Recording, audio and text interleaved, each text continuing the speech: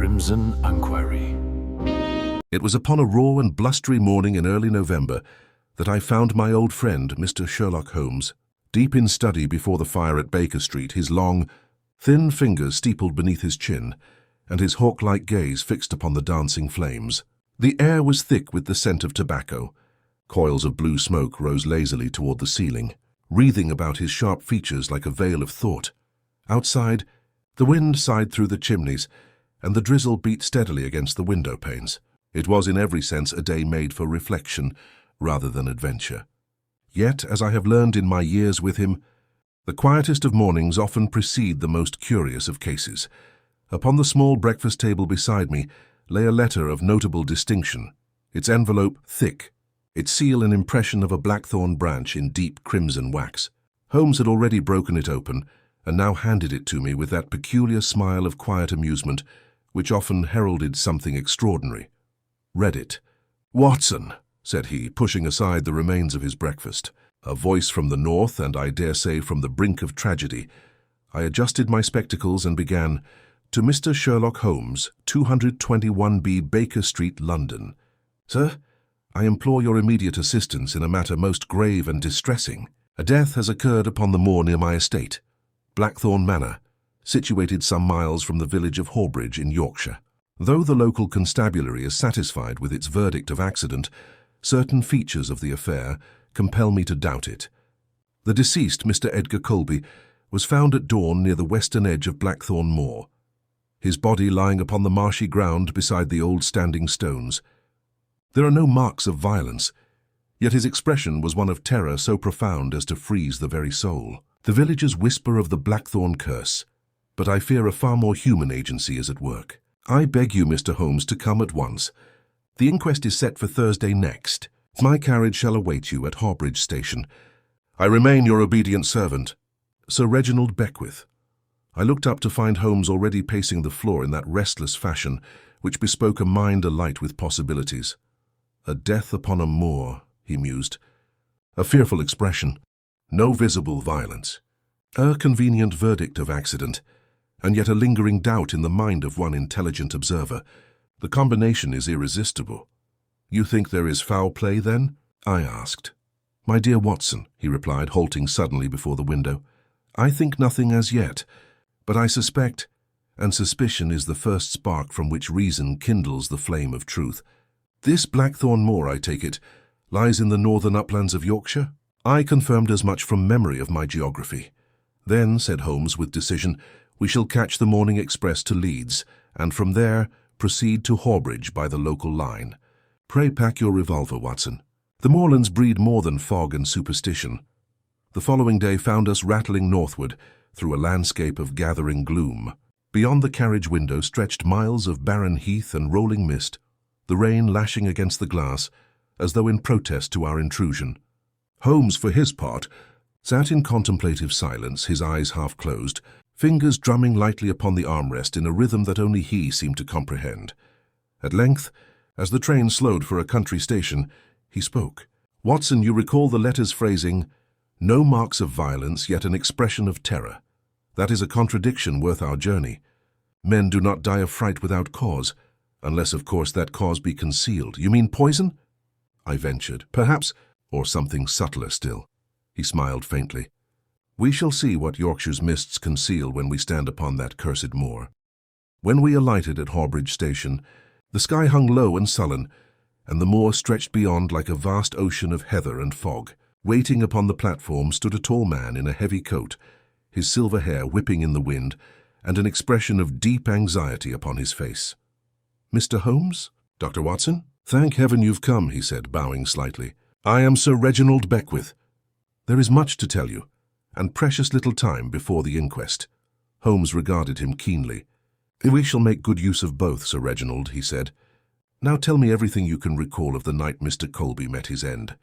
As we climbed into the waiting carriage and the horses began their ascent toward the moor, I could not help but feel the chill deepen within me.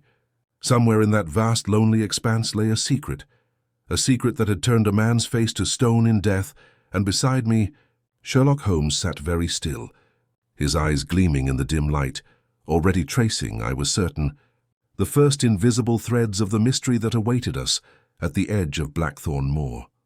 The carriage rattled along the winding road that cut through the desolate expanse of Blackthorn Moor, its wheels sinking into patches of damp earth as the wind howled across the open land. The sky hung low and bruised, the horizon swallowed in a haze of drifting fog. I could scarcely distinguish the moor from the heavens. The world seemed made of one unbroken grey. Holmes sat beside me, his long frame angled toward the window, his eyes absorbing every feature of the landscape, the incline of the hillocks, the scatter of blackthorn trees, the faint gleam of stagnant pools that mirrored the dull light. Sir Reginald Beckwith, opposite us, had drawn his collar high about his throat. His features, sharp and patrician, bore the stamp of worry that no amount of breeding could conceal. Holmes's calm scrutiny did not ease him. "It was 2 nights ago," Sir Reginald began, his voice low, nearly lost in the clatter of wheels. "A night of heavy fog, worse even than this. Colby had been dining with us, myself, my daughter Clara, and my ward Henry Vance. He left the table early, pleading a headache. An hour later, he was gone from the house. We thought he had retired for the night, until at dawn one of the groundskeepers discovered his body on the western edge of the moor. No footprints save his own could be discerned in the mud." Holmes made a soft sound that might have been a murmur of interest. "And this Mr. Colby, what was his position in your household?" "An old friend of the family. He managed the estate accounts and had been staying with us these past 3 months. A man of modest means but upright character, or so I believed." Holmes' gaze flicked momentarily towards Sir Reginald. "You say believed. Has your opinion altered since his death?" Sir Reginald hesitated. "I cannot say for certain. There were matters I did not fully understand." He had lately seemed preoccupied. "Once or twice I overheard raised voices between him and my ward Henry. When pressed, both brushed it aside as nothing of consequence." "Indeed," said Holmes softly. "2 men in disagreement rarely quarrel over nothing." "And Miss Beckwith, how was she affected?" "Deeply, Mr. Holmes. Clara is of a sensitive disposition. She and Colby had known each other since childhood. She was the one who insisted I send for you." Holmes's fingers tapped the sill of the window in a thoughtful rhythm. "A young lady's intuition is sometimes more trustworthy than a constable's evidence. You say the local authorities are convinced it was an accident?" "Entirely. They attribute it to misadventure, Colby having lost his way and stumbled into the mire. Yet you wrote to me because that explanation does not satisfy you." "No," said Sir Reginald firmly. "It does not. The place where he was found is no ordinary patch of marsh, Mr. Holmes. It lies near the standing stones, ancient things, older than the manor itself. The villagers speak of them with dread, as if they hold some evil influence. Colby was not a superstitious man, but he would never have wandered there of his own accord in the dead of night." At that, Holmes turned from the window and regarded our host fully. The keen grey of his eyes seemed to pierce through the gloom. "Very well, Sir Reginald. We shall examine the body and the site at once upon arrival. Tell me, was anything found upon him? Any letter, watch, or note of significance?" "Only his pocketbook," replied the baronet. "It contained his usual papers, some correspondence, and a single page torn from a ledger. The coroner found nothing unusual in it." Holmes's lips curved slightly. "Coroners, my dear Sir Reginald, are seldom blessed with imagination. You still have this pocketbook?" "Yes, it awaits you at the manor." "Excellent," said Holmes. "We shall begin there." The carriage turned sharply, and at last the dark bulk of Blackthorn Manor loomed through the mist. A vast edifice of grey stone, its battlements outlined faintly against the storm-laden sky. A cluster of chimneys sent thin plumes of smoke drifting into the wind. As we drew near, I caught sight of the gateposts, each carved with the same motif that sealed the letter, a twisted blackthorn branch, its thorns rendered with almost unnatural sharpness. The great doors swung open at our approach, and a servant hurried forward, holding a lantern that flickered wildly in the gale. Holmes stepped down first, his eyes darting over the facade of the house, the placement of windows, the distant stretch of moor beyond. "Observe, Watson," he said softly as we crossed the threshold. "The architecture tells a story older than its owner. That tower on the west wing, built later than the main structure, perhaps by a century, and yet the family crest is repeated throughout. A curious insistence on continuity. Inside, the hall was vast and dim, the air heavy with the scent of oak and old polish. Portraits of stern-faced Beckwiths lined the walls, their painted eyes seeming to follow our progress. A tall clock ticked solemnly in a corner, each beat echoing faintly in the stillness. Sir Reginald led us into a smaller chamber near the library, where a fire had been kindled. On the table lay a square parcel wrapped in brown paper. "Colby's effects," he said simply. "The constable returned them this morning." Holmes unwrapped the parcel with delicate precision. Inside were a few personal items: a watch, a fountain pen, several envelopes, and the pocketbook in question. He opened it, scanning the pages with swift eyes until he came upon the torn sheet. He held it toward the firelight. "Interesting," he murmured. "This page is from a financial ledger, entries in Colby's handwriting. But note, Watson, that the torn edge is uneven, suggesting haste. And the final line ends mid-sentence, transfer to account." He paused, turning the page over. "No continuation. We must discover to whose account this referred." Sir Reginald looked troubled. "Colby managed the estate books. All such ledgers are kept in the study." Holmes nodded, his expression unreadable. "Then, with your permission, I shall inspect them presently. But first, I should like to view the body." The baronet's brow furrowed. "It lies in the chapel, awaiting burial tomorrow." Holmes rose. "Then we waste daylight." We followed him down a narrow passage that led to the rear of the house. The small stone chapel stood apart, its arched windows clouded by moisture. Inside, the air was cold and still, carrying the faint scent of lilies. Upon the bier lay the body of Edgar Colby, his features pale, his mouth slightly open, as though still frozen in the moment of his final gasp. Holmes leaned close, examining the face with a surgeon's precision. "There, Watson, observe the pupils dilated. And the skin, see this faint mottling along the throat and jawline? That is not the mark of natural suffocation, nor of drowning." "Poison," I whispered. He did not answer at once. Instead, he took Colby's right hand and lifted it gently. Beneath the fingernails there was a trace of dark residue, mud or ash perhaps. Holmes scraped a minute portion into a paper envelope, tucking it into his coat. "Poison, perhaps," he said at last, "but not one known to act swiftly unless inhaled. There is something else here, something we cannot yet name." Sir Reginald, visibly shaken, crossed himself. "Then it was murder." Holmes turned toward him, his eyes sharp as a blade. "I should prefer to say it was design. Whether by human malice or circumstance, we shall know soon enough. For now, Sir Reginald, see that no one leaves the manor tonight." "Good heavens," I exclaimed softly. "Do you suspect one of the household?" Holmes' reply was barely above a whisper, but it carried the weight of certainty. "I suspect that the moor is not the only thing shrouded in fog." The storm broke above us then, rain hammering against the chapel roof. Holmes stood motionless beside the bier, his silhouette framed by the flickering candlelight, silent, calculating, and, to my mind, already far ahead of us all. We left the chapel as the storm raged in earnest, the sound of the rain blending with the moaning of the wind across the moor.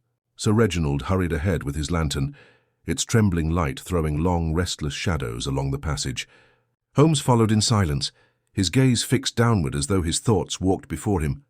When at last we re-entered the great hall, he turned to our host with quiet authority. "You will forgive my insistence, Sir Reginald, but I must examine Mr. Colby's room without delay.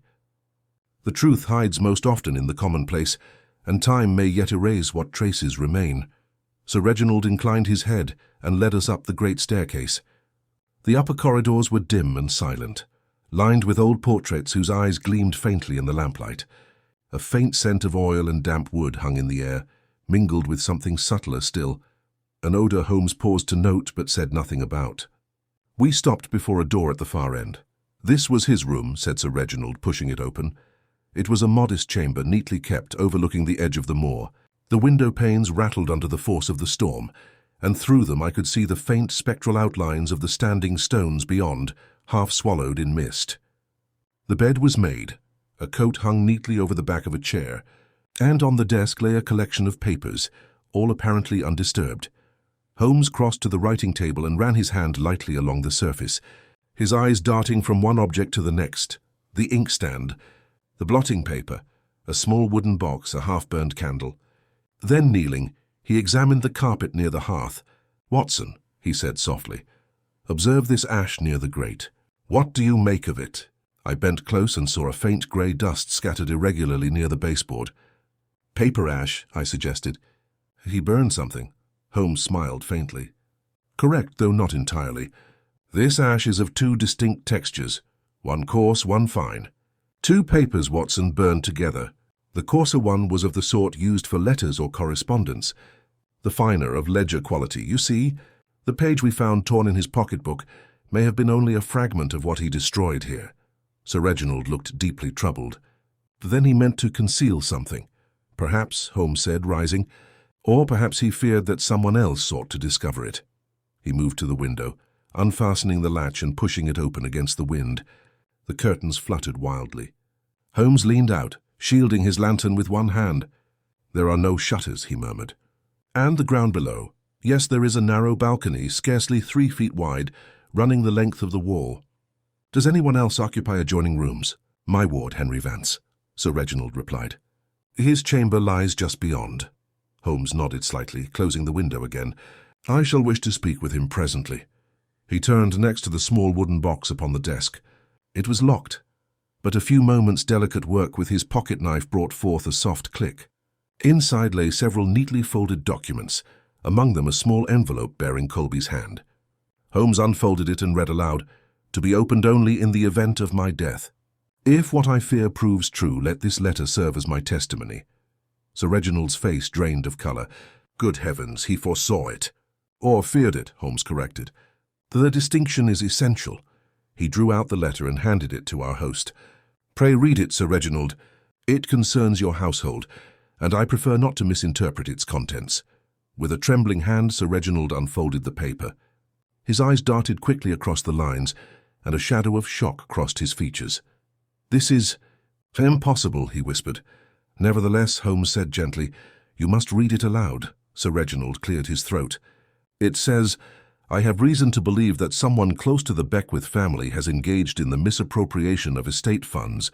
I discovered discrepancies in the ledgers amounting to several £1,000s, transferred under a false account. I dare not accuse without proof, but my inquiries have aroused suspicion.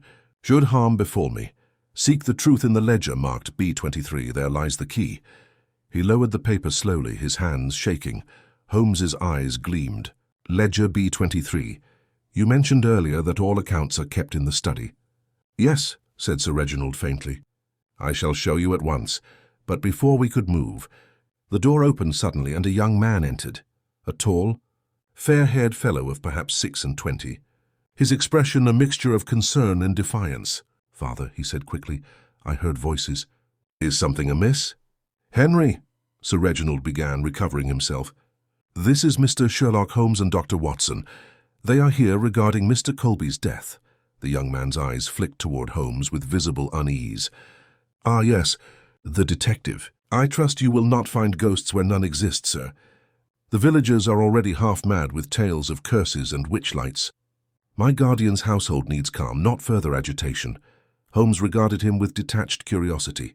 "You were close to Mr. Colby, I believe." Henry hesitated a moment too long. "We worked together, yes. He managed the books. I attended to the estate's tenants.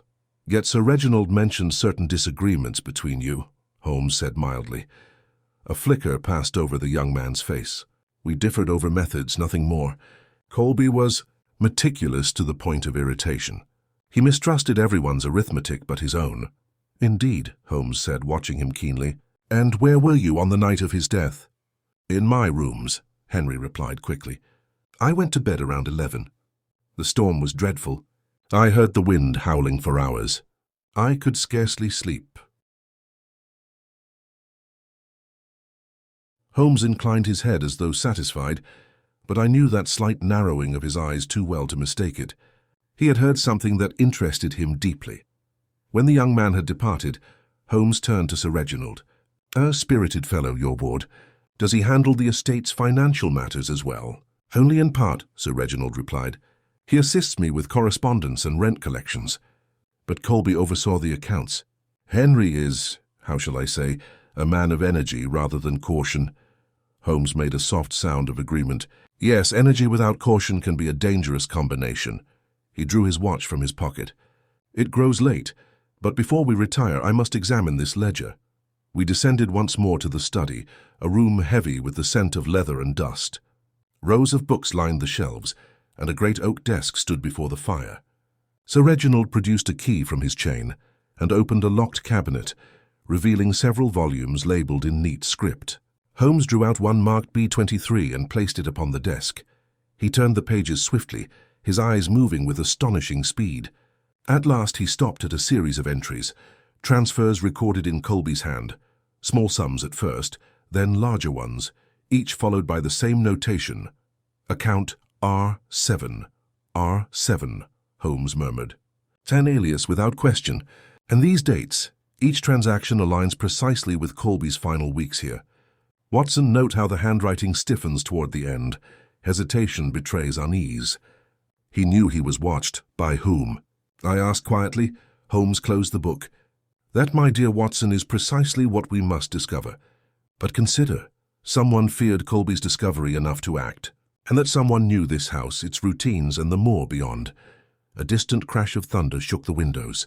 The wind howled through the chimneys like a living thing. Holmes set the ledger aside and looked to Sir Reginald. "Lock this room when we leave," he said gravely. "No one must touch these books until I give leave. There is a pattern here, one that will reveal itself only when all its threads are in hand. And where will you begin, Holmes?" I asked as we made our way toward our chambers. He paused at the foot of the stairs, his face half-shadowed by the dying firelight. "Tomorrow, Watson, we visit the place where Edgar Colby met his death. The earth, unlike men, does not lie, if one but knows how to read it." He turned away, leaving me with a chill that had nothing to do with the storm outside. The next morning dawned grey and chill, the storm having spent its fury in the night. A low mist clung to the ground, curling around the moor like a living veil. From my window, I could just discern the faint shapes of the standing stones beyond the rise, a circle of ancient sentinels, their dark forms half lost in the vapour. The whole scene possessed an eerie stillness, as though nature itself were holding its breath. Holmes was already awake when I joined him in the breakfast room. He stood by the hearth, pipe in hand, his gaze distant but intent, as though his mind were pacing several steps ahead of us all. Sir Reginald, seated at the table, looked pale and drawn, his sleepless night evident in the tremor of his hands. "I have ordered a carriage to take us to the moor," he said quietly. "The constable has sealed the site as you requested." "Excellent," Holmes replied. "But before we depart, I should like to ask a few more questions if you can endure them." "Of course, Mr. Holmes. Anything that might bring this matter to rest." Holmes gestured lightly with his pipe. "This Mr. Colby, as you described him, methodical, precise, perhaps even cautious to excess. Such a man does not leave his chamber at midnight without purpose. Was there anything, any event or visitor that evening, which might have prompted such action?" Sir Reginald frowned in thought. "None that I can recall.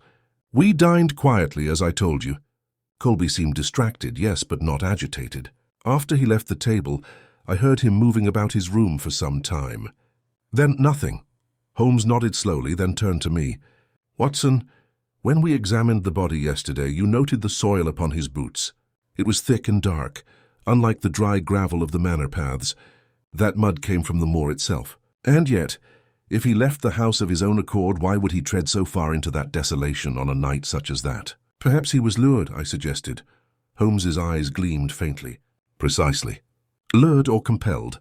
At that moment the door opened and Miss Clara Beckwith entered. She was a young woman of striking grace, though her countenance bore the marks of sleepless worry. Her dark hair was drawn simply back, and her hands, clasped before her, betrayed a nervous tremor.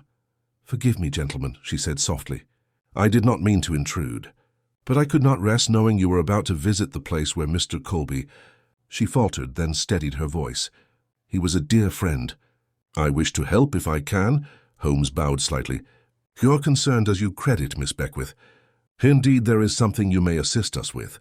You were the last, I believe, to see Mr. Colby alive." "I spoke with him briefly after dinner," she said. "He seemed troubled, though he tried to hide it. He asked if my father kept his business accounts here at the manor, or if they were stored in London. I told him they were kept in the study. He thanked me and left. That was the last I saw of him." Holmes's expression did not change, but I saw the flicker of interest in his eyes. "Did he say why he inquired?" "No," she replied softly. "But he looked, how shall I put it, resigned. as though he had made some grave decision. Holmes regarded her for a long moment, then inclined his head. "You have been most helpful, Miss Beckwith. I promise you, whatever truth lies beneath this tragedy, it shall not remain buried." We set out shortly after, the carriage rattling down the rutted road toward the moor. The air grew colder as we ascended, and the mist thickened until even the outlines of the hills seemed to waver and shift. The horses snorted uneasily, their hooves squelching in the sodden earth. At last we came to a narrow track, where a constable waited beside a cluster of stones. "This is the place," Sir Reginald said quietly. We dismounted. The constable, a burly man with weathered features, touched his cap respectfully. "Mr. Holmes, sir. We've kept it as it was found, save for the removal of the body. You'll see the prints there, though the rain's done its best to spoil 'em." Holmes crouched at once, his gaze sweeping over the patch of churned mud and flattened grass. I followed his eyes, tracing the faint impressions that still lingered, the prints of boots, some deep and clear, others half drowned by rain. "There," Holmes murmured. "You see, Watson, the left boot sinks deeper than the right. Our victim was lame, or favouring one leg at least, yet Sir Reginald tells us he was in good health. What does that suggest to you?" "That he was injured shortly before his death," I said. "Precisely. And observe this second set of prints, fainter, narrower, approaching from the south. They stop abruptly here, within a few feet of Colby's own. Then they vanish." I bent closer. "Vanished? How?" Holmes ran a finger lightly through the mud. "The ground there is firmer, stone beneath the surface. The second man stepped upon it, leaving no trace. But mark the distance. 2 men stood here, face to face, and Colby fell where we now stand." The constable cleared his throat uneasily. "Begging your pardon, sir, but there's talk among the villagers. They say he saw something that frightened him to death." Holmes gave a thin smile. "Superstition is often but ignorance in disguise. Tell me, did anyone hear anything that night?" "One of the shepherds claimed to see a light moving across the moor," said the constable. "But with the fog as thick as it was, I'd not put much faith in it." Holmes rose, brushing the mud from his knees. "A light on the moor, a man lured from his room, and the faint smell of something unnatural upon the corpse. Watson, I suspect our Mr. Colby was not frightened by phantoms, but by a most human apparition, one he recognized too late." We began a slow circuit of the site. Holmes examined every tuft of grass, every discolored patch of earth. At one point he stopped and knelt again, retrieving a small object half buried in the mud. It was a fragment of metal no larger than a coin, dull and corroded at the edges. "Interesting," he murmured. "A clasp or buckle. See the faint engraving?" "The letter V." He turned it over thoughtfully. "Sir Reginald, does your ward wear any article bearing his initial?" "I believe so," Sir Reginald said after a pause. "A leather satchel with silver fittings, engraved with his monogram. But surely you cannot mean—" "I mean nothing," Holmes interrupted softly. "I merely observe." He wrapped the object carefully in a handkerchief and slipped it into his pocket. "We shall confirm its ownership soon enough." We stood then in silence, the moor stretching around us like a vast, brooding sea. The wind had died, but the stillness that followed seemed heavier than sound itself. Holmes gazed toward the standing stones, their forms blurred by mist. "That circle, Sir Reginald, what is its history?" "The villagers call it the Druid's Ring," said the baronet. "They say no grass grows within it, and that strange lights are sometimes seen there at night." Edgar Colby dismissed such tales as nonsense. "Yet here he was found," Holmes said quietly. "Curious indeed." He stepped forward, entering the circle, and for a moment even I felt an involuntary chill. The earth within was darker, the air oddly still. Holmes stooped, brushing aside the damp moss, and uncovered a faint indentation, circular, shallow, and filled with a residue that glistened faintly. "What do you make of that?" "I asked wax," he said at once. "Candle wax and recent. Someone was here by night, Watson, perhaps performing a ritual, perhaps only wishing to make it appear so. Either way, this place was chosen for effect." He straightened slowly, his gaze sweeping once more across the misty expanse. "We have the signs of a meeting, the evidence of deception, and the scent of something chemical in the air. Add to that a financial motive, and a clearer picture begins to form." He turned towards Sir Reginald, his expression grave but measured. "When we return to the manor, I must speak again with your ward and with your daughter. There are truths buried here, Sir Reginald, not in the earth but in the hearts of those who dwell within your walls. The mist thickened once more, swallowing the standing stones until they seemed to fade from existence. As we made our way back toward the carriage, I felt that strange weight of foreboding deepen within me. Holmes walked ahead, his lean figure cutting through the fog like a blade, and I knew with a certainty born of long acquaintance that the moor had yielded him its first true whisper of the truth. The journey back to Blackthorn Manor was made in near silence. The moor seemed to close in around us, its vast emptiness pressing upon the senses like a weight. The rhythmic clatter of the carriage wheels was the only sound that broke the heavy stillness, and even that seemed subdued beneath the shroud of mist. Holmes sat motionless beside me, his chin resting upon his hands, his gaze fixed not on the bleak horizon, but somewhere inward, as though the tangled threads of the case were weaving themselves into form within the theatre of his mind. Sir Reginald, opposite us, shifted uneasily. "So you believe Edgar Colby was murdered?" he said at last, his voice low, as if afraid of the words themselves. Holmes' reply was calm, but edged with precision. "I believe, Sir Reginald, that he died as the result of human intention. Whether that intention was born of malice, fear, or desperate necessity, I have yet to decide. What I do not believe is that chance or superstition played any part." "But the clasp you found," Sir Reginald pressed. "Surely you do not suspect my ward?" Holmes turned his head slightly, and for a moment his grey eyes seemed to pierce the older man's very thoughts. "I suspect nothing until I know everything," he said evenly. "But I observe that Mr. Vance had both opportunity and motive. He quarrelled with the deceased. He had access to the estate ledgers, and he stands to gain considerably should your trust in him remain unshaken." The baronet paled, but said nothing more. When we reached the manor, the mist had thickened into a steady drizzle. Holmes asked that no one be disturbed until he requested it, and we retired to the study. There, before the fire's dying glow, he laid out upon the desk the fragment of metal, the small envelope containing the residue scraped from Colby's nails, and a notebook filled with his own spidery annotations. "Watson," he said after a time, "you remarked yesterday that the smell near the body was peculiar. Tell me, what did it remind you of?" I thought back to the chapel, to that faint acrid scent that had hung in the air. "It was unlike decay," I said slowly. "Something sharper, perhaps akin to burned almonds." Holmes nodded. "Precisely. That odor suggests hydrocyanic acid, though the dose would have to be exceedingly small to produce such outward calm and such internal terror. Colby's face, his contorted expression, it indicates asphyxia accompanied by sudden muscular contraction. I must confirm this chemically, of course, but the evidence leans toward poison administered by inhalation rather than ingestion." "Inhaled," I repeated. "You mean some vapor or gas?" "Exactly. A volatile agent, likely released in the open air." He tapped his fingers against the desk. "Which brings us back to the moor. There is nothing in nature that would emit such a substance. Therefore it must have been contrived. Someone lured Colby there under false pretenses and released the poison at close quarters." His last look of horror was not of spectral dread, but of recognition. Before I could reply, a light knock came at the door. Sir Reginald entered, followed by Henry Vance, whose expression was taut and guarded. Holmes gestured toward the chairs by the fire. "Mr. Vance, I must trouble you for a few moments. I wish only for your frank recollection of the night Mr. Colby died." Henry's jaw tightened. "I have already told you, sir, I was in my room." "Indeed," said Holmes softly.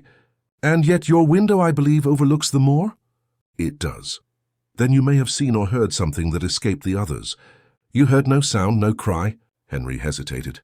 "None that I recall." Holmes's eyes did not waver, and yet the storm, by all accounts, was not at its height until well past midnight.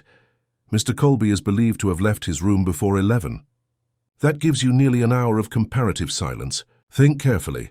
The young man's brow furrowed. For a moment he seemed to wrestle with himself, then said abruptly, "Very well, if you must know, I did hear something, a faint tapping, like metal against glass. I went to the window and saw a light moving across the moor. At first I thought it a lantern, then it vanished. I assumed it one of the shepherds and thought no more of it." Holmes leaned back, his gaze sharp. "A tapping against the glass, you say? From within or without?" Henry blinked. "From without, surely. The rain, perhaps." Holmes's thin smile did not reach his eyes. Perhaps. Yet the wind at that hour came from the west, toward the moor. A tapping on the inner side would indicate a visitor, would it not? Henry rose abruptly. You imply too much, sir. Holmes raised a hand in quiet dismissal. I imply nothing yet. But facts, Mr. Vance, have a curious way of arranging themselves when one ceases to struggle against them. Pray sit. The young man hesitated, his face flushed with anger, but finally obeyed. Holmes regarded him for a long moment, before continuing in a tone almost conversational. You wear, I see, a satchel of dark leather, the strap fastened by silver clasps engraved with your initial. Henry's eyes flickered. Yes, it is mine. What of it? Holmes drew the small metal fragment from his pocket and laid it on the table. This was found near the place where Mr. Colby's body was discovered. It matches in size and design the fittings of your satchel. The color drained from Henry's face. That is impossible. I lost nothing. Not lost, perhaps, said Holmes softly, merely broken. For several seconds there was silence save for the ticking of the clock upon the mantel. Then Sir Reginald spoke, his voice trembling. Henry, is there anything you have not told us? The young man's hands clenched upon his knees. I swear to you, sir, I had no part in Colby's death. Yes, we argued, but over business, nothing more. He accused me of mismanaging funds, of falsifying accounts. I was angry, yes, but murder. Never. Holmes studied him keenly. You say he accused you. Did he threaten exposure? Yes, Henry admitted bitterly. He said he had proof, a ledger entry that would ruin me. But he was mistaken. I only borrowed against future rents to settle certain debts. I meant to restore the balance within the month. Debt is a poor companion for reason, Holmes murmured, and a desperate man might silence the one who holds his ruin in hand. Henry sprang to his feet again. You cannot prove such a thing. Holmes's gaze remained calm. Not yet. Sir Reginald's face was ashen. He rose, gripping the back of his chair. Mr. Holmes, this is intolerable. My household is torn apart by suspicion. If you have evidence, speak it. If not, I beg you, end this torment. Holmes turned toward him, his tone grave but composed. Sir Reginald, we stand on the threshold of truth. One more piece, one final test, and the entire fabric will reveal its pattern. But for that I require your cooperation. No one must leave this house tonight, Mr. Vance included. Henry made a sound of protest, but Holmes silenced him with a look. I shall return to the moor at dusk, he continued. There is something there, something left unseen, perhaps concealed in the circle of stones. I must confirm a hypothesis. And what hypothesis is that? I asked. That Edgar Colby did not die alone, Holmes said quietly, and that his murderer, in seeking to hide his crime beneath superstition, has left behind the very clue that will destroy him.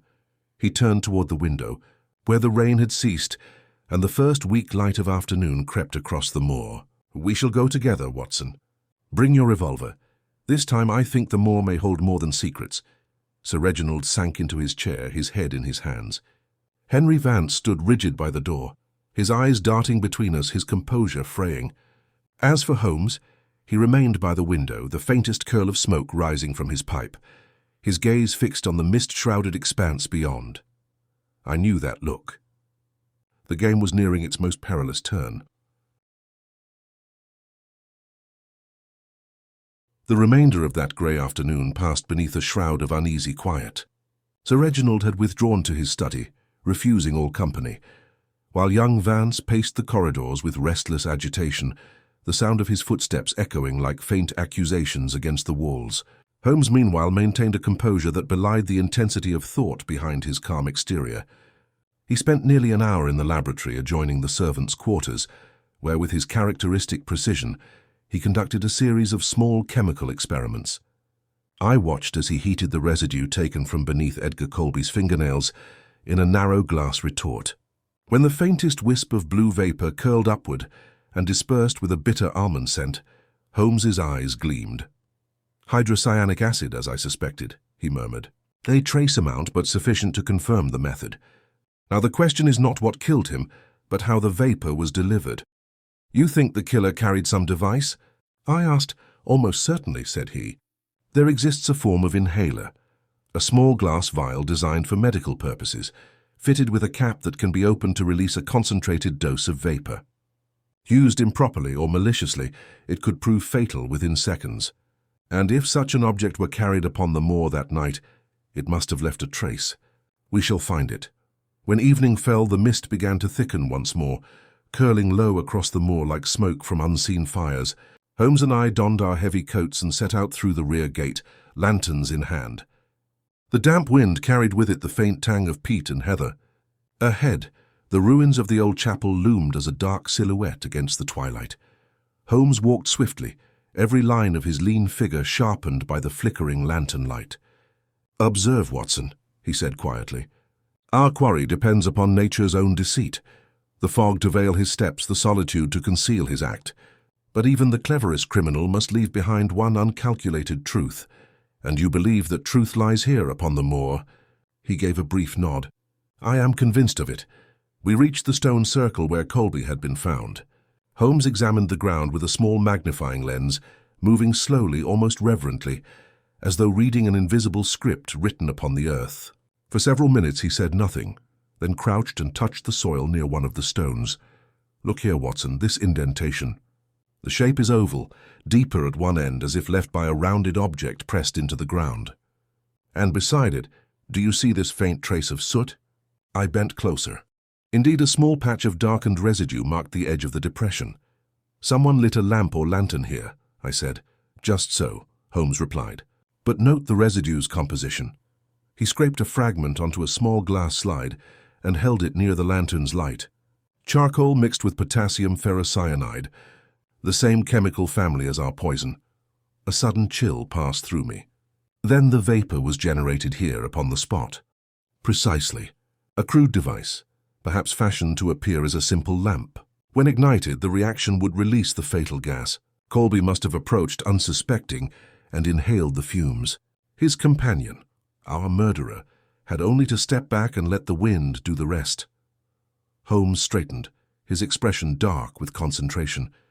"The ingenuity of it, Watson, lies not in the mechanism but in the psychology.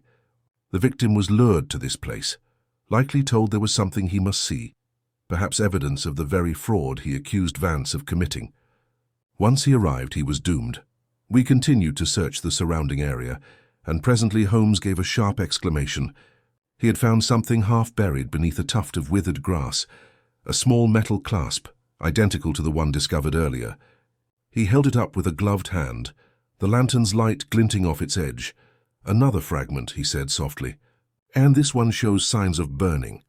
Our killer was careless. The clasp must have been part of the poisoned lamp or vial holder." We retraced our steps toward the manor, the mist swirling around us like restless spirits. As we neared the house, Holmes halted suddenly and extinguished his lantern. "Quiet, Watson," he whispered. "Someone moves ahead." Through the veil of fog, a dim light flickered near the side entrance of the manor. A figure stood by the wall, bending low as though concealing something beneath the ivy. For an instant the lantern beam fell upon the man's face. It was Henry Vance. Holmes's hand gripped my arm. "Not a word. Let him finish."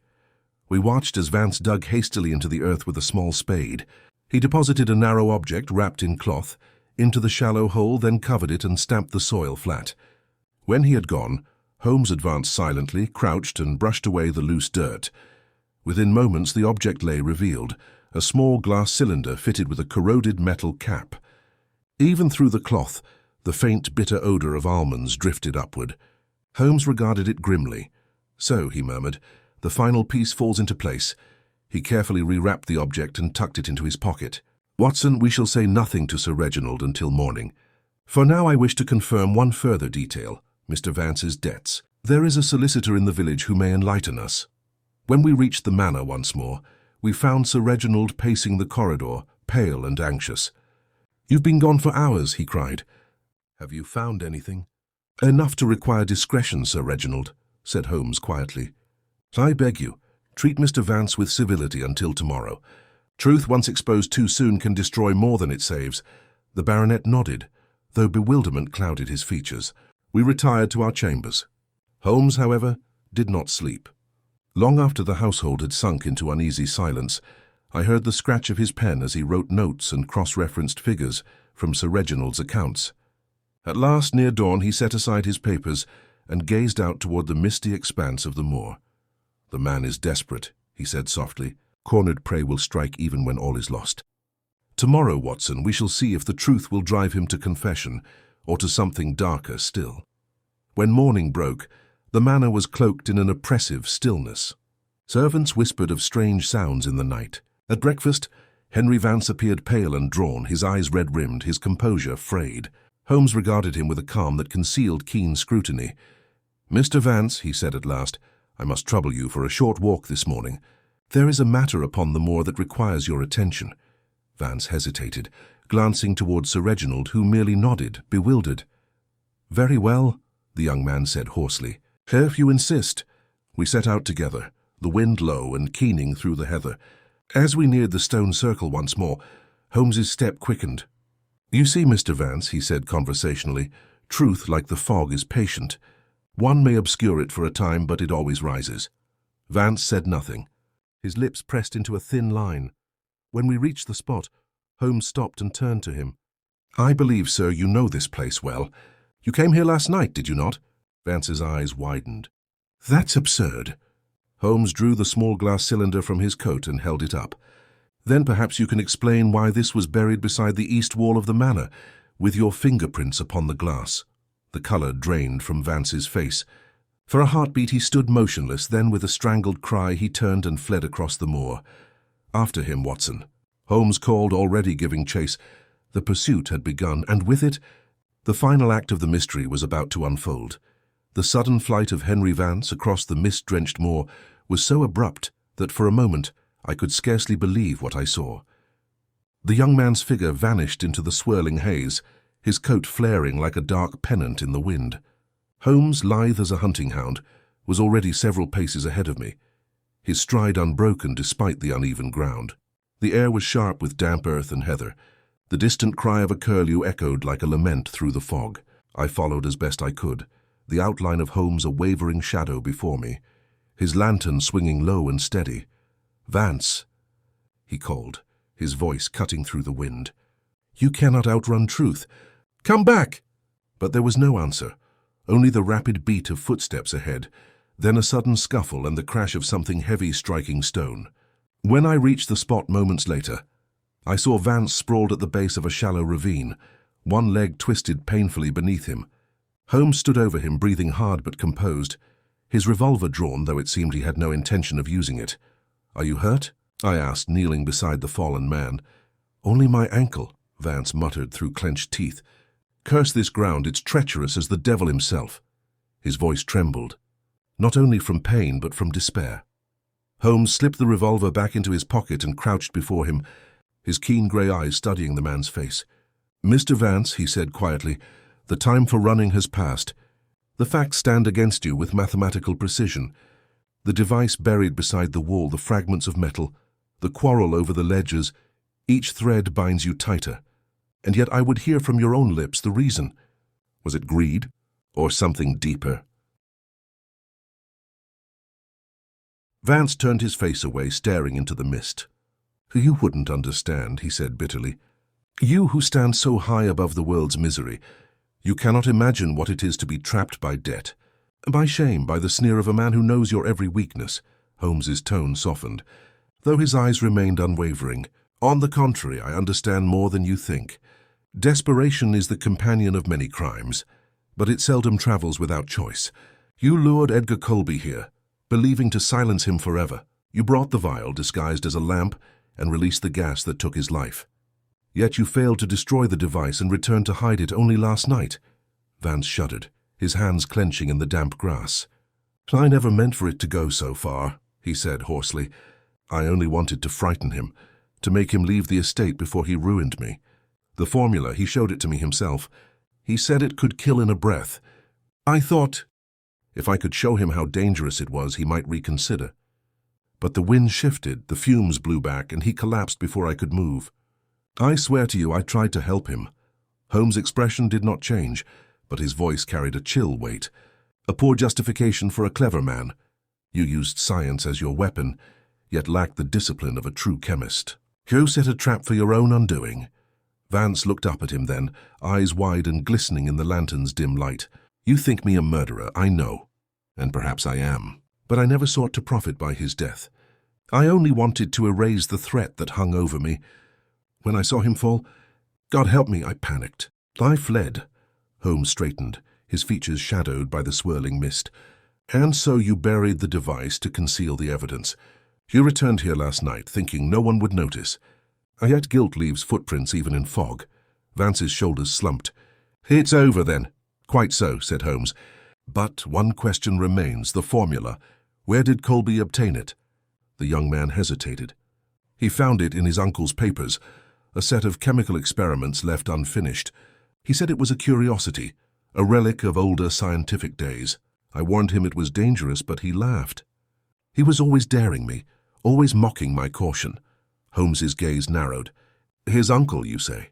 Sir Reginald's brother, the late Dr. Ambrose Colby? Yes. A glimmer of understanding passed across Holmes's face, swift as lightning through the fog. Of course, he murmured. The old physician's notes. Ambrose Colby was an experimental chemist in his youth, dabbling in volatile compounds. It appears his nephew's curiosity became the instrument of his doom. I saw in that moment the faintest flicker of pity cross Holmes's austere features. He drew his coat tighter and turned to me. Watson, see to his leg. We must bring him back to the manor. Scotland Yard can take the rest in hand. Vance did not resist as we half carried him across the uneven ground, his weight sagging heavily between us. The fog thickened until even the manor lights were little more than blurred halos in the distance. By the time we reached the great doors, dawn had begun to pale the sky. Sir Reginald met us in the entrance hall, his face drawn with sleepless anxiety. Good heavens, what has happened? Holmes inclined his head gravely. The truth, Sir Reginald. Mr. Vance has confessed, at least in part. Edgar Colby's death was no supernatural misfortune, but the consequence of a fatal experiment turned to crime. The baronet's hand went to his brow. Confessed? Henry, is this true? Vance's voice was faint. Yes, sir. I cannot deny it. I never meant to kill him. There was a terrible silence. Then Sir Reginald's shoulders sagged beneath the weight of it. You were like a son to me, he whispered. I would have forgiven your debts. I would have helped you. Why did you not come to me? Vance gave no answer. The constables arrived shortly thereafter, summoned earlier at Holmes's instruction. He was taken away without resistance, limping heavily as he passed into their custody. The echo of the closing door seemed to mark the end of a long, grim chapter. When all was quiet again, Holmes and I sat before the fire in the library. He had lit his pipe, and the curling smoke mingled with the faint morning light that crept through the drapes. For a time neither of us spoke. At least, I said finally, the matter is resolved. Holmes regarded the fire thoughtfully. Resolved, yes. But not concluded. There remains one point that troubles me still, and that is, he leaned back, steepling his fingers. If Vance truly intended only to frighten Colby, why bring the vial at all? Why risk exposure by concealing the remains of his device rather than destroying them? And above all, why that peculiar tapping at his window that night? I do not believe, Watson, that we have yet heard the full truth, I frowned. You think another was involved? I think, said Holmes slowly, that guilt sometimes hides within silence. There is another hand in this matter. Someone who watched, perhaps aided, perhaps manipulated. We must look not only at the act, but at the shadows surrounding it. And until those shadows are pierced, the Moor will keep its secret still. He rose, crossed to the window, and gazed out over the mist that still clung to the land like a living thing. His expression was distant, his eyes sharp with calculation. The game, my dear Watson, he said quietly, is not yet over. Holmes's words lingered in the air long after he had spoken them. The moor beyond the window was quiet now, its mist thinning under the pale rise of dawn. Yet something about that stillness felt unnatural, expectant, as though the land itself withheld a secret it was loath to surrender. Holmes stood motionless, the smoke from his pipe curling upward like a thin thread of thought. I had long since learned that these silences were not empty, but the very crucible in which his conclusions took shape. Still, I could not quell my curiosity. You believe someone else was involved? I asked. Undoubtedly, he replied. Vance's confession was too linear, too clean. It is not in the nature of guilt to present itself so conveniently. There was fear in his eyes, yes, but it was not the fear of a murderer. It was the fear of a man trapped by another's design. Then you think he was manipulated? Holmes turned from the window and seated himself. steepling his long fingers beneath his chin. Precisely. The evidence points to a guiding hand, someone who understood Vance's weakness and used it. His debts, his dependence upon Sir Reginald's favour, his rivalry with Edgar Colby, all these were strings waiting to be pulled. What we must determine is who held them. Surely not Sir Reginald, I said at once. He was genuinely distressed by Colby's death. Holmes' eyes glimmered faintly. Distress does not preclude knowledge, my dear Watson. The man has endured considerable strain of late, and I do not suspect him of direct complicity. Yet within this household lies another mind, one shrewd enough to move unseen. I propose we begin there. He rose abruptly, his energy rekindled, and rang for the housekeeper. Mrs. Hewitt. She entered, her face drawn from the night's unrest, her hands clasped before her apron. Mrs. Hewitt, Holmes began with his usual gentleness, you have managed this household for many years, I believe. 32 come spring, sir, she replied, her voice tinged with pride. Then you will know the comings and goings of everyone under this roof. Tell me, did anyone leave their chamber the night Mr. Colby was killed save Mr. Vance? She hesitated, glancing nervously between us. Well, sir, I did hear someone moving about after midnight. Light footsteps in the east corridor. I thought it strange, but I took it for one of the maids fetching water. The east corridor, Holmes repeated. That leads to the late Dr. Ambrose Colby's old study, does it not?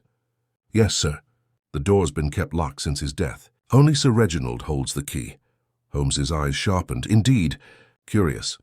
He dismissed her with a nod, and when the door had closed behind her, he turned to me. Watson, we must see that room immediately. There may be a link between Ambrose Colby's experiments and his nephew's death. Within minutes we had located Sir Reginald, who, though visibly weary, agreed to unlock the study. The hinges groaned in protest as the heavy oak door swung inward, releasing a stale breath of air tinged with the scent of old chemicals. Dust lay thick upon every surface. The shutters were closed, allowing only a narrow blade of light to cut through the gloom. Holmes moved with purpose, examining the shelves lined with jars and instruments, beakers, retorts, glass tubing, all relics of a bygone scientific age. On the desk lay a stack of weathered notebooks, the ink faded but still legible. He opened one carefully and skimmed the contents, his brow furrowing. Fascinating, he murmured. Ambrose Colby was investigating volatile cyanide compounds, precisely the kind that killed his nephew. But look here, Watson. These later pages were written in a different hand. I leaned closer. The handwriting was indeed smaller, more refined, with a certain studied neatness unlike the earlier entries. Holmes compared several pages, then drew one of his own notebooks from his pocket and jotted down a few observations. Someone has added to these records after the doctor's death, he said. And not recently. The ink is aged but not ancient. I would place it within the last 6 months. Note too the repeated initials at the margins. E.C., our unfortunate Edgar Colby. Then he continued his uncle's work, I said. Undoubtedly. But see this entry. Holmes tapped a passage midway through the final page. Formula complete. Dangerous in vaporous state. Must secure for demonstration. Assistance required. And below a note in another hand, the Moor is ideal. Privacy ensured.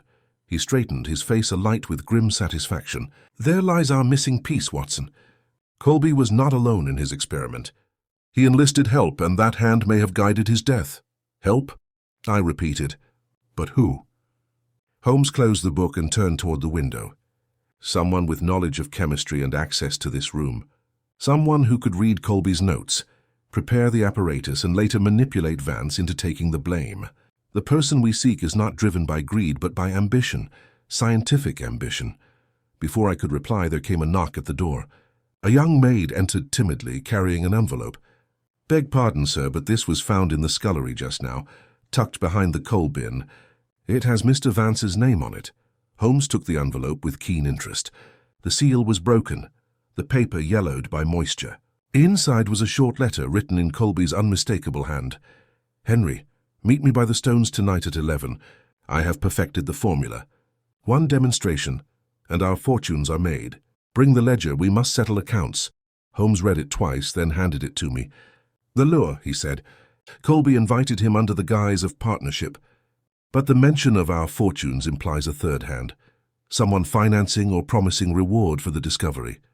Perhaps the financier, I suggested. An investor or patron, perhaps. Or perhaps an inheritor of Dr. Colby's research. Someone who saw in the experiment a legacy to claim. We must learn who handled these notes after the doctor's passing. Sir Reginald, who had remained silent until now, spoke hesitantly. There was one who helped catalogue Ambrose's papers years ago, a Miss Lydia Mercer. She was Dr. Colby's assistant for a time before she left under rather unpleasant circumstances. Holmes' eyes gleamed. Lydia Mercer. The name appears here. He pointed to the corner of one page where a faint annotation read, LM to arrange sample storage. Sir Reginald nodded gravely. She left after Ambrose's death, but she wrote once asking after Edgar. I had not thought of her in years. Holmes closed the ledger with a decisive snap. Then we must find her. I fancy, Watson, that Miss Mercer may hold the final link in this chain. If she assisted both uncle and nephew, she alone would know the full potential of their formula and the danger it posed. As we left the study, Holmes paused at the threshold and looked back over the shadowed room. Mark my words, he said quietly. This is no mere case of manslaughter born of panic. It is the echo of an older ambition, a pursuit of knowledge that has claimed yet another victim. He turned sharply, the light of purpose burning once more in his eyes. Pack your bag, Watson. We leave for London by the afternoon train. Miss Lydia Mercer must be found before she, too, vanishes into the fog of this affair, and with that, Holmes strode from the room, his long coat sweeping behind him, leaving me to wonder just how deep the secrets of Blackthorn Moor truly ran, and how many more shadows still waited to be uncovered. The train rattled steadily through the grey countryside, the rhythm of the wheels on the track forming a hypnotic pulse that seemed to echo the tension between us. Holmes sat opposite me in our compartment, his long frame folded into an attitude of meditative repose. His eyes, however, were alive, restless, darting occasionally to the window as though searching for meaning in the passing fields. His pipe lay cold beside him, untouched since we had left Blackthorn. I broke the silence at last. You believe this Miss Mercer holds the key to Colby's death? Holmes gave a slight nod. I believe she knows more than she has ever told anyone. Consider the facts, Watson. A dismissed assistant, a scientific discovery involving volatile compounds, and a nephew eager to continue his uncle's forbidden work. Add to this the financial woes of Mr. Vance, and a letter designed to lure him into the moor at night. It forms a pattern too deliberate to be mere coincidence. But if Miss Mercer was involved, I asked, why disappear? Surely if she wished to protect herself, she could have sought the law. Holmes leaned forward, his gaze sharpening, and revealed that she was working on illegal chemical experiments. Hardly, my dear fellow. Self-preservation breeds silence. No, if she vanished, it was because she feared someone else, someone who still moves in the shadows of this affair. We arrived in London as dusk settled, a pallid haze hanging over the streets, the gas lamps flickering to life. Holmes wasted no time.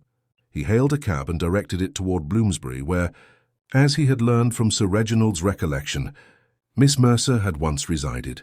The lodgings were modest, a narrow brick building with iron railings and ivy clinging to its front. The landlady, a pale woman with a suspicious squint, answered Holmes's brisk knock.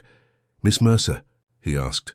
Flashing one of his rare but effective smiles, the woman hesitated, twisting her apron. She don't live here no more, sir. Left some months back. Didn't say where. Quiet one she was, but nervous, always watching the street like she expected someone. Did she leave anything behind? The landlady frowned in thought. Only a small trunk. Been meaning to sell it for the rent she owed. Holmes's smile widened by a fraction. Might I see it? After some persuasion and the discreet application of a sovereign, the trunk was produced. A battered wooden case, locked but not impenetrably so. Holmes examined it with care, then produced a slender piece of wire from his coat. Within seconds the latch yielded. Inside lay a collection of papers, glass vials carefully wrapped in cloth, and a small leather-bound journal. Holmes opened the latter immediately, scanning its pages with a keen eye. Watson. The handwriting began abruptly on the first page, sharp and deliberate. Dr. Colby's work cannot be continued without risk. He believed he had isolated a compound capable of rendering paralysis by inhalation, yet he refused to acknowledge its instability. When he died, I resolved to destroy the formula, but Edgar insisted on completing it. He said he had a backer, someone who promised funding if he could produce a demonstration. I warned him that he played with death. But he would not listen. Holmes exhaled softly. It seems our late Mr. Colby was as ambitious as his uncle, though rather less cautious. He turned the page. 2 nights before the accident, Edgar came to me. He was frightened. He said his financier had become impatient and threatened exposure, unless results were shown within the week. He asked for my help one last time. I refused. The next I heard of him was his death on the moor. Below, in a trembling hand, were 3 words. He was not alone. Holmes's eyes gleamed. "Watson, do you see?" The financier. The hidden partner behind both Colby and Vance. The architect of this entire tragedy. Do you suppose we can trace them? He was already rifling through the papers. We must. If Miss Mercer feared them, she may have left some indication. He paused suddenly and held up a folded note, brittle and discolored. Here, this may do. The note was brief, unsigned, Miss Mercer. Your silence is worth more than your life. Keep to yourself and you shall remain unharmed. Speak and the Moor will claim another. No address, no signature, but at the bottom, faintly visible in the paper's grain, was an embossed crest, a serpent coiled around a torch. Holmes regarded it with intense fascination. That symbol, Watson, is no ordinary seal. It belongs to the Albright Chemical Society, a group of private financiers funding experimental research outside official sanction. I have crossed paths with them before. Ruthless men. And one, I suspect, has now found murder a useful instrument of secrecy. What shall we do? We shall pay a visit to their headquarters, of course. It was late by the time we arrived at a discreet townhouse off Russell Square, its lamps still burning though the street had long quieted. Holmes sent up his card, and after a moment we were admitted to a room lined with polished wood and smelling faintly of reagents. Behind a mahogany desk sat a thin man with silvered hair and eyes cold as glass. Mr. Percival Gower, secretary of the society. Holmes approached him with easy civility. "Mr. Gower, I believe you knew both Dr. Ambrose Colby and his nephew." The man's expression did not change. "We were aware of their work, yes. A promising field, regrettably abandoned after their respective deaths." Holmes smiled faintly. "Abandoned or suppressed?" Gower's eyes flicked to him, narrowing. "You imply much, sir. I suggest you tread carefully." Holmes ignored the warning, moving closer. "A curious thing, this pursuit of knowledge. Dr. Colby's notes survive, you see, and his assistant, Miss Mercer, made certain annotations regarding a financier who demanded progress. Would you happen to know who that was?" For a moment silence hung thick as fog. Then Gower leaned back, his fingers steepled. "If Miss Mercer has been speaking out of turn, she endangers more than herself. You meddle in matters beyond the purview of Scotland Yard."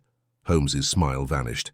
"I assure you, Mr. Gower, there is nothing beyond my purview when murder is involved." The man's composure slipped just slightly, a flicker at the corner of his mouth. "You have no proof," he said.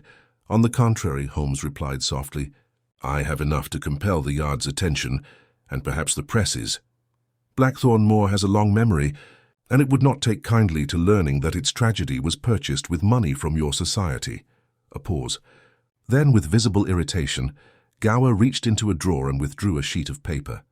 "If you must know, the financial arrangements were handled by a private investor, a Lady Aurelia Fenwick. She funded Colby's early experiments. The society merely oversaw the accounts." Holmes accepted the paper with a curt nod, his eyes bright with a hunter's satisfaction. "Lady Aurelia Fenwick," he murmured. "Yes, I recall the name. Patroness of several dubious causes, and once, if I am not mistaken, a close acquaintance of Dr. Colby himself." He turned to me briskly. "Watson, we have what we came for. I suspect our next call will be upon the lady herself." As we stepped back into the chill night air, I could not help but glance over my shoulder. Through the window, Gower watched us depart, his expression unreadable. Holmes, meanwhile, walked quickly, his coat flaring behind him like a dark banner. "The game sharpens," he said under his breath. "We have followed the shadow to its source, and now, my dear Watson, it is time to draw it into the light." And as the fog closed around us, I knew instinctively that the true peril of this case, its heart of calculation and deceit, was yet to come. Morning broke upon London with a thin, colourless light that seemed to drain the city of all warmth. The fog still clung to the streets, curling between the hansom cabs and lampposts like ghostly remnants of the night before. Holmes had slept little, if at all. I awoke to find him pacing before the fire at Baker Street, a telegram in hand, and his expression taut with purpose. "Watson," he said without preamble, "our quarry is within reach. Lady Aurelia Fenwick resides in Belgravia, though her presence there is as elusive as her reputation. She maintains a small laboratory on the premises, ostensibly for philanthropic research. In reality, I suspect she continued Dr. Colby's work long after his death." I rose at once, hastily gathering my things. "Then she was the financier Miss Mercer feared." Holmes nodded. "Every clue points to her. She funded Ambrose Colby's experiments, then turned to his nephew when the elder perished. The pattern is unmistakable. The question that remains is why she risked so much to acquire that formula, and how far she was prepared to go to silence those who threatened her control over it." He consulted his watch. "We shall call upon her presently. I have sent word to Inspector Lestrade to await us nearby in case our interview turns eventful." The carriage ride to Belgravia was a quiet one. Holmes sat deep in thought, his fingers drumming against the seat in that rhythmic manner I had come to recognize as a sign of intense concentration. When we arrived, Lady Aurelia's residence stood in stark contrast to the fog and grime of the city, a grand townhouse of white stone, its windows shuttered, the steps immaculate. A servant admitted us after a brief exchange, and we were shown into a drawing room lined with books and instruments that seemed curiously out of place among the rich furnishings. Moments later, Lady Aurelia herself entered, a woman of perhaps 45, her beauty preserved by an almost unnatural composure. Her eyes, pale and steady, regarded us with a mixture of curiosity and disdain. "Mr. Sherlock Holmes," she said, her voice cool and refined, "I have heard of you. To what do I owe this unannounced visit?" Holmes bowed slightly. "I regret the intrusion, Lady Aurelia, but we are investigating the unfortunate death of Mr. Edgar Colby. I believe you were acquainted with him?" Her lips curved faintly. "Acquainted, yes. A brilliant but troubled young man. His end was tragic." "Tragic indeed," Holmes said softly, "especially as it appears to have been engineered." The faint smile did not falter, but her eyes hardened almost imperceptibly. "You choose your words provocatively, Mr. Holmes. If you have an accusation to make, pray do so plainly." Holmes stepped closer, his gaze unflinching. "Dr. Ambrose Colby, your former collaborator, died under uncertain circumstances. His nephew inherited both his estate and his unfinished experiments financed by you. When the younger Colby faltered, you sought to recover what remained of your investment. You pressured him to produce results, and when he threatened to withdraw, you devised another means of acquisition." "I?" she said coldly. "You presume much." "Perhaps," Holmes replied. "Yet your presumption of secrecy was misplaced. Miss Lydia Mercer has survived, and she left notes detailing Colby's fear of his financier. You, Lady Aurelia, were the only one with both the means and the motive to see the work completed at any cost." For the first time her composure wavered. "Miss Mercer," she repeated quietly. "Alive?" "Alive and under protection," Holmes said smoothly, though I knew this was not yet true. "She has spoken enough to place you in peril. The authorities have already been informed." Lady Aurelia's hand gripped the back of a chair, her knuckles whitening. For a moment she seemed on the verge of reply, but then just as suddenly she straightened. "You are mistaken," she said firmly. "Whatever you think you know, you cannot prove it." Holmes's expression softened into one of almost sympathetic patience. "Proof, madam, is seldom as elusive as guilt would hope. Permit me." He reached into his coat and produced a small glass vial, its contents faintly bluish. "This was recovered from the trunk of Miss Mercer, an experimental compound derived from the Colby formula. Its seal bears your crest, the serpent and torch of the Albright Society. You may deny your hand in Colby's death, but you cannot deny that you held the instrument by which he was lured to it." Her eyes flicked to the vial, then, unexpectedly, to the fire burning in the hearth. In that instant I understood her intention. "Holmes!" I cried as she lunged forward, but Holmes was quicker. With a single motion, he caught her wrist and wrenched the vial from her grasp. It fell harmlessly onto the carpet, rolling beneath a chair. Lady Aurelia stood rigid, her breath shallow, the mask of dignity finally cracked. "You overestimate my restraint," she said hoarsely. "You think me a murderer, but you do not understand. Ambrose Colby discovered something magnificent, something that could have transformed medicine, if properly controlled. He grew careless, obsessed. I sought only to protect his work from destruction. Edgar lacked his uncle's discipline. He threatened to expose everything when he failed to reproduce the results. I never meant for him to die." Holmes's tone softened, though his eyes remained keen. "And yet he did. Perhaps by your hand, perhaps by another's, under your instruction. Either way, the Moor claimed him, and his secret along with him." A knock sounded at the door, sharp and unmistakable. Lestrade entered, flanked by 2 constables. Holmes stepped aside.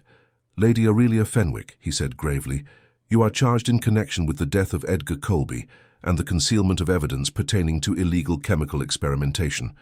I advise you to cooperate." For a long moment she said nothing. Then, with the dignity of one who has long prepared for disgrace, she turned to Holmes. "You think you have triumphed, Mr. Holmes, but knowledge never dies. There are others who will continue what we began." "Perhaps," Holmes said quietly, "but they will do so without blood upon their hands." As the officers led her away, silence settled over the room. Holmes stood by the fire, gazing at the flickering light reflected in the vial. "She was right about one thing," I said at length. "Knowledge is a dangerous pursuit." Holmes nodded slowly. "Dangerous, yes, but only when it consumes rather than enlightens. Lady Aurelia sought to master nature itself, and in so doing became its servant. It is a familiar tale, Watson, one as old as ambition." He replaced the vial in his pocket and reached for his hat. "Come, the case is concluded. Yet I suspect its echoes will linger for some time. Blackthorn Moor has surrendered its secret, but the fog of human folly is not so easily dispelled."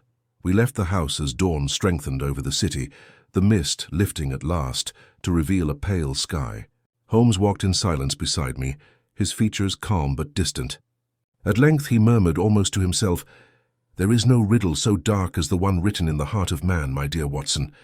It is there that every mystery truly begins and ends." And with that we turned toward Baker Street once more, the weight of the case receding behind us, like the last shadow of the moor itself. For several days after Lady Aurelia's arrest, Baker Street knew an unusual stillness. Holmes appeared neither jubilant in success nor restless for a new pursuit, as was his custom. Instead, he moved through our rooms with a quiet intensity, his mind evidently turning upon some unfinished element of the case. I confess I took his silence for contentment at first, yet I should have known better. On the 3rd morning following our return, I found him seated at the table, the newspaper spread before him, his untouched breakfast growing cold. The headline concerned Lady Aurelia's arraignment and the Blackthorn Moor mystery, as the press had dubbed it. I remarked upon it lightly, but Holmes did not answer. He was staring fixedly at a small clipping in the corner column. "Watson," he said finally, "read this." The brief article reported that Henry Vance, the unfortunate man whose false confession had nearly condemned him, had taken ill in his cell at Brixton. He had suffered violent convulsions and was now in critical condition. "Poisoning," I said at once. "Undoubtedly," Holmes replied, his tone grave. "It seems our case has not yet concluded." I stared at him. "But Lady Aurelia is in custody. Who else would wish to harm Vance now?" "That," said Holmes, rising swiftly, "is precisely what we must discover." Within the hour we were en route to Brixton Prison. Lestrade met us at the gate, looking grim. "He's barely alive," he told us. "The doctor says it was some form of alkaloid, though he can't identify it. Administered in his morning tea, most likely." Holmes frowned. "And the source?" "Impossible to say. No unauthorized visitors, no contaminated food detected." "The guards are baffled." Holmes's eyes glinted. "Then the poison did not come from outside, it came from within." Vance lay pale and trembling upon the infirmary cot, his breathing shallow. His eyes flickered open as we entered. Recognition dawned faintly. "Mr. Holmes," he whispered. "Steady, my good fellow," Holmes said gently. "You must tell me. Did anyone speak to you this morning before your illness began?" The man's lips moved with effort. "A note slipped under the door. Said she'd made arrangements for my release. Tea waiting on the tray." "She?" Holmes pressed. Do you mean Lady Aurelia Fenwick? Vance shook his head weakly. No, another said she worked for her. Name, Mercer. I felt a chill pass through me. Good heavens, Holmes, Miss Mercer. But you told Lady Aurelia she lived. Holmes's gaze was fixed on the dying man. And she believed me, which means she must have reached out to ensure the deception remained intact. Vance's hand trembled, reaching toward Holmes. Didn't want to die. Never meant. His voice faltered, and moments later his chest fell still. Holmes closed the man's eyes with uncharacteristic tenderness. The poor fool, he murmured. Up on to the very end. We left the prison in silence, but once outside, Holmes's manner transformed. He strode quickly, his face set in that sharp, hawk-like focus I knew well. Watson, we have been deceived most artfully. Lady Aurelia was guilty, yes, but not alone. There is another mind behind this design, and now she has shown her hand. You think Miss Mercer survived after all? I am certain of it. Recall her letter? Its tone of fear, the implication that she was coerced. It was all too convenient. No one truly confirmed her fate. I assumed she had fled London, but it seems she remained close, perhaps even under Lady Aurelia's employ. But why attack Vance? To silence him, of course. His testimony might have contradicted whatever narrative she now intends to preserve. I miscalculated her role, Watson. She was not merely an assistant, but the inheritor of both Colby's research and Aurelia's ambitions. A deadly combination of intellect and resentment. We drove at once to Scotland Yard. Lestrade, though sceptical, agreed to have Aurelia's effects re-examined. Among them, Holmes discovered a small sealed envelope addressed in Aurelia's hand but never sent. Inside was a single line written in another script, the same neat, angular hand we had seen in Dr. Colby's altered journals.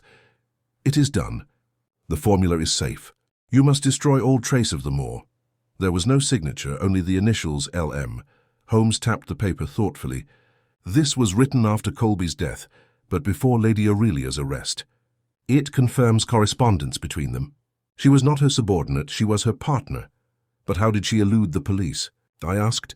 Because she knew how to vanish. A woman of her intellect and resource could conceal herself easily among London's poorer quarters. The question, Watson, is not where she hides, but what she intends next. She has already killed twice, Colby and Vance, and attempted to erase the trail leading to herself. The logical next step is recovery. There remains one piece she has not reclaimed, the vial. The one you kept from Lady Aurelia? Just so. She knows it survived, and she will come for it. That evening, Baker Street took on the stillness of a trap awaiting its prey. Holmes secured the vial in his desk, then dimmed the lamps and settled into his chair with that uncanny composure of his. I confess that despite my familiarity with his methods, a certain tension gripped me. The house felt alive with expectancy. Hours passed. Midnight tolled faintly from St. Marylebone. Then came a soft, deliberate tapping at the window. Holmes rose without haste. "Do not move, Watson," he whispered. "Our visitor has arrived." The latch turned with a faint click. Through the narrow opening slipped the figure of a woman, her movement swift and sure despite the darkness. Her hood fell back as she turned toward the desk, and I recognized her instantly. "Miss Mercer," Holmes said quietly. Her eyes widened, and for a moment there was genuine surprise. Then she smiled, cold, unrepentant. "I should have known you would anticipate me, Mr. Holmes. I make it a rule to expect the improbable," he said. "You have come for the vial." "I have come to reclaim what is mine," she said sharply. "The formula belongs to me now. Colby was reckless, Aurelia a fool. I alone perfected the compound. I alone deserve its reward." Holmes regarded her steadily. "You mistake destruction for progress, madam. You have traded science for murder." Her expression hardened. "You speak of morality, yet you know nothing of sacrifice. They would have squandered it, turned genius into charity. I gave it purpose, and so you killed to preserve your purpose," Holmes said, stepping closer. "Colby trusted you. Aurelia depended on you, and Vance died for you. How many more must fall before you consider your work complete?" Her hand moved suddenly to her cloak. I glimpsed the glint of a small revolver. Before I could cry out, Holmes had already acted, striking her wrist with a precision that sent the weapon clattering across the floor. Lestrade and his men, who had been waiting silently in the passage, burst in at once and seized her. She struggled fiercely, but it was no use. Holmes retrieved the vial from his desk and held it up before her. "Your formula will be destroyed," he said. "Its secret will perish with your schemes." Her face twisted with fury. "You think you've won, Holmes, but you can't kill an idea." "Perhaps not," he said softly, "but I can ensure it never again takes human form." As the constables led her away, she cast one final look at him, a mixture of hatred and reluctant admiration. Then the door closed behind her, and silence reclaimed the room.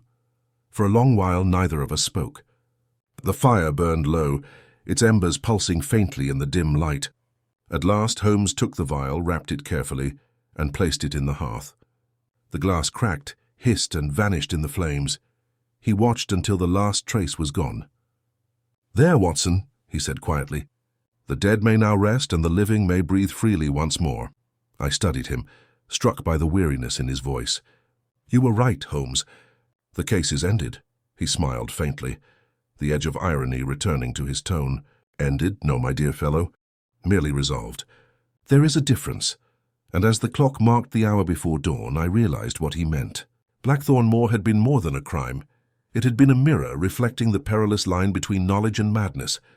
And though the fog had lifted from the moor, it lingered still in the human soul. The dawn light crept sluggishly through the thin veil of London mist, settling in faint pools of gold upon the floorboards of Baker Street.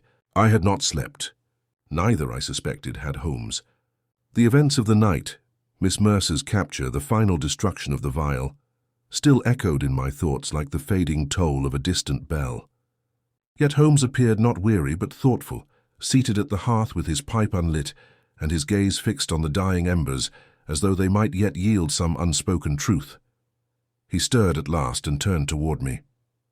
"Watson," he said, "there is something in all this that refuses to be quiet." I looked up, puzzled. "Surely, Holmes, the case is concluded. The murderers are in custody, their motives understood, their weapon destroyed. What more remains?" He smiled faintly, that familiar curve of the lips which always signaled the birth of some troubling deduction. "That, my dear fellow, is precisely the difficulty. I have learned that when all seems complete, the loose thread is nearest to hand. And there is one here, thin, nearly invisible, yet intolerably persistent." He reached into the stack of papers beside him and drew out the small envelope that had been found among Lady Aurelia's effects, the one bearing the initials L.M. He held it to the light, turning it slowly. "You recall I said these letters corresponded to Miss Mercer?" "Of course," I replied. "They seem to confirm her role entirely." Holmes shook his head. "And yet, look here. The handwriting is too refined, elegant in proportion, deliberate in spacing." Mercer's script, as seen in Colby's notes, bore a hurried energy, the mark of a mind that outruns the hand. "This letter is composed, controlled, quite unlike hers." I felt a stir of unease. "Then you mean to suggest—" "That this note was not written by Mercer at all," he said quietly. "It was to her." The idea struck me sharply. "But from whom?" "That," he replied, rising and pacing, "is the question that haunts me. L.M. may not be a name, but a signature of association, a cipher between them. Mercer believed herself the inheritor of Colby's work, but someone else may have been its true custodian." Before I could answer, a brisk knock sounded at the door. Mrs. Hudson entered, flustered. "Beg pardon, Mr. Holmes, but there's a gentleman downstairs, says it's urgent. A Mr. Harland from the British Museum." Holmes's eyes brightened. "Send him up, Mrs. Hudson." Moments later, a thin, scholarly man appeared, his spectacles slightly askew and his hands trembling as he clutched a parcel wrapped in brown paper. "Mr. Holmes," he began breathlessly, "I came as soon as I could. It's about the Colby collection.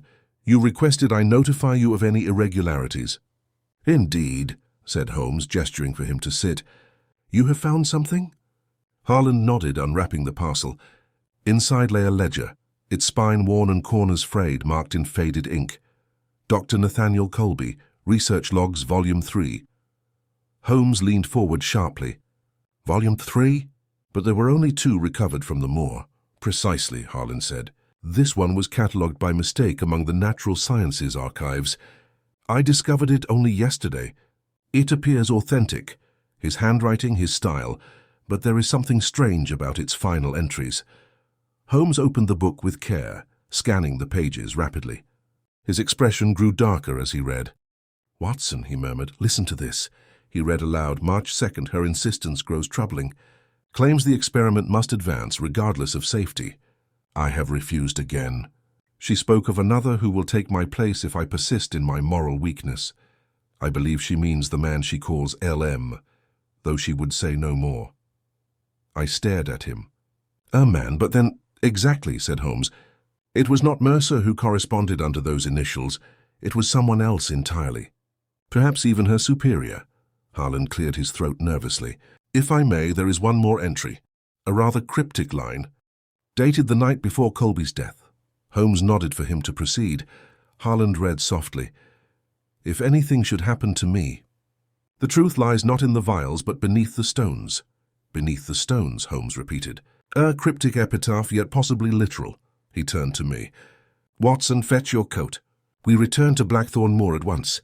The journey was long and grim. The November sky hung low and colourless, and a biting wind swept across the heath. When we reached the moor, its expanse lay silent beneath a blanket of fog, the lighthouse a dim silhouette against the pallid dawn. Holmes stood motionless for several moments, his gaze moving across the landscape, as though the very earth might whisper to him. He began to walk then, slowly, following the narrow track that led to Colby's ruined laboratory. The stones still bore the marks of fire, blackened and broken. He moved among them, crouching now and again to examine some fragment or indentation. Then, near the base of a collapsed wall, he halted. "Here," he said quietly. "Do you see, Watson? This patch of earth, disturbed but long settled. Someone buried something here. We set to work with spades borrowed from the nearby keeper's hut. The soil was stiff and cold, but after several minutes we struck something solid. A small iron box emerged, rusted but intact. Holmes pried it open carefully. Inside lay a bundle of papers bound in oilskin, and within them, a photograph. It showed Colby standing beside a man of sharp features and keen eyes, unmistakably foreign in aspect. Beneath it was written, "Dr. Nathaniel Colby and Dr. Lucien Marnier, Marseille, 1886. Holmes exhaled slowly. "LM," he whispered. "Lucien Marnier, French chemist, dismissed from the Sorbonne for unethical experimentation. A mind as brilliant as it was ungovernable." I felt a grim chill. Then he was the one behind it all, the true architect of this so-called formula. Indeed, Aurelia funded it, Mercer continued it, but Marnier conceived it. He must have vanished after Colby's death, allowing his partners to bear the blame. Yet if Mercer believed him gone, she was mistaken. "You think he lives still?" Holmes's eyes met mine, dark and intent. "The hand that wrote that letter was not from the grave, Watson. And if he yet lives, he will not rest while his creation lies undone." We sealed the box and carried it back to the coach, the mist closing about us like a living thing. As the horses began their slow ascent from the moor, Holmes leaned back, his gaze fixed on the grey horizon. "There is a rhythm to evil, Watson," he said softly. "Cut off one note and the echo still lingers. Miss Mercer was but an instrument. The true composer remains at large." The coach jolted forward, wheels striking the frozen ruts of the road, and I found myself unable to answer. The moor fell away behind us, swallowed once more by fog, and though the case of Blackthorn seemed finally laid to rest, I knew by the look in Holmes's eyes that its shadow had only deepened. The return to London was quiet, save for the rhythmic clatter of the train and the low hum of Holmes's contemplative silence. The box containing Colby's final papers lay upon the seat between us, and from time to time Holmes's gaze would rest upon it with a strange mixture of fascination and regret. The discovery of Dr. Lucien Marnier's identity had opened an unexpected abyss beneath the surface of the case, a deeper conspiracy that stretched beyond mere greed or scientific folly. Yet I knew my companion too well to mistake reflection for resignation. Holmes's mind was still working, threading the final strands together toward the inevitable conclusion. It was late afternoon when we arrived at Baker Street, and the gaslight had already begun to bloom along the damp pavements outside. No sooner had Mrs. Hudson relieved us of our coats than a sharp rap sounded at the door. A messenger boy, breathless and mud-splattered, holding a sealed note. Holmes tore it open. His eyes flicked across the page and his expression hardened. "Watson," he said, "our French friend has surfaced, Lucien Marnier." "Indeed. The Yard reports that a man answering his description was seen entering a warehouse on the South Bank 2 nights ago. A chemist's apparatus was delivered there yesterday morning. We have been invited discreetly, of course, to investigate. Then he means to finish what Mercer began, I said grimly. Precisely. Come, there is no time to lose. We took a cab through the fog-choked streets, the lamps glowing like dull embers through the thick air. The river's smell, a mingling of coal smoke and stagnant tide, hung heavy as we crossed into the warren of warehouses and wharves. Holmes instructed the driver to stop short of the location, and we proceeded on foot, our steps muffled by the mist. The building stood apart from its neighbors, its windows dark save for a faint blue glow leaking through the cracks in the shuttered door. Holmes motioned for silence and produced a small instrument from his pocket, manipulating its latch with practiced ease. The door yielded without sound and we slipped inside. The interior was vast and nearly empty, save for a single table near the center, upon which stood a row of glass retorts and copper coils.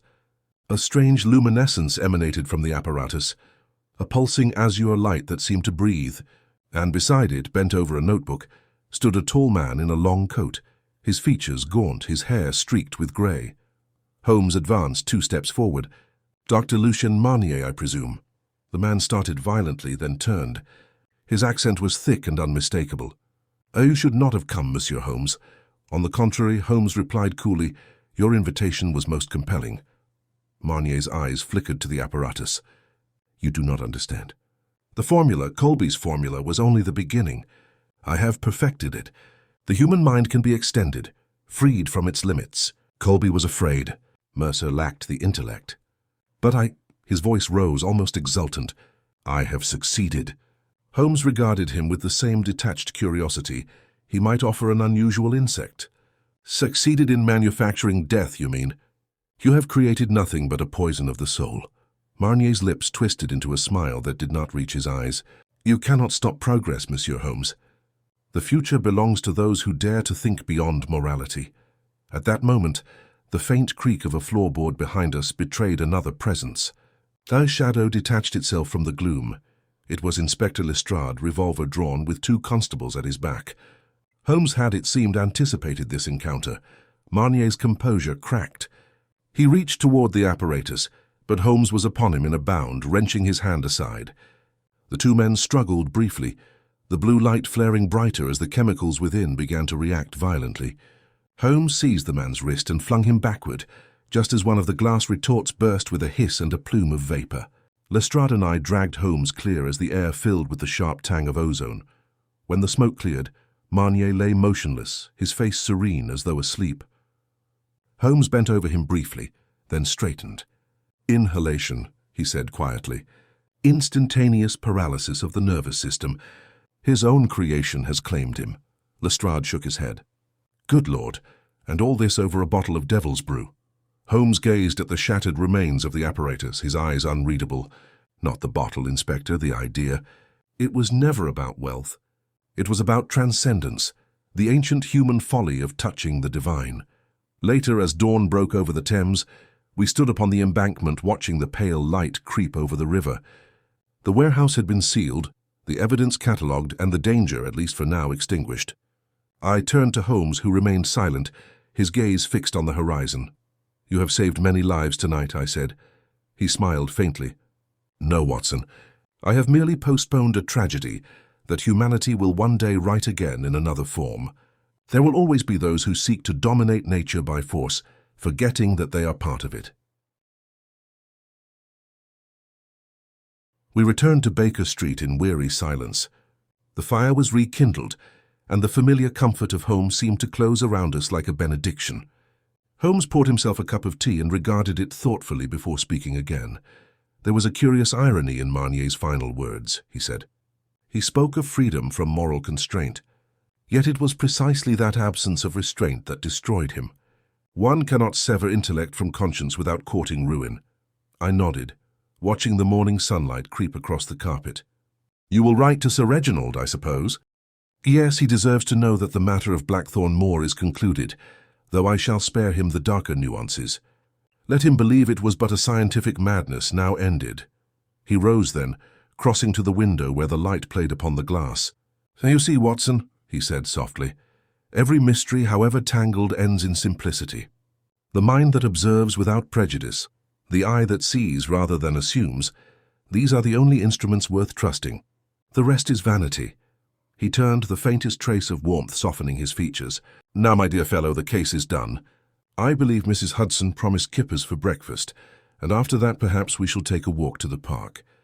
The world, after all, has not yet exhausted its puzzles, and so it was that the affair of death at the edge of Blackthorn Moor came to its close, not with a grand proclamation or public acclaim, but with the quiet hum of the morning streets and the steady murmur of the city awakening beyond our window. Yet even as I penned my final notes of the case, I could not help but feel that somewhere, in the far recesses of Holmes's mind, the echoes of that moor still lingered, like a shadow that logic could not entirely dispel, and a reminder that even in victory, there remain mysteries beyond deduction.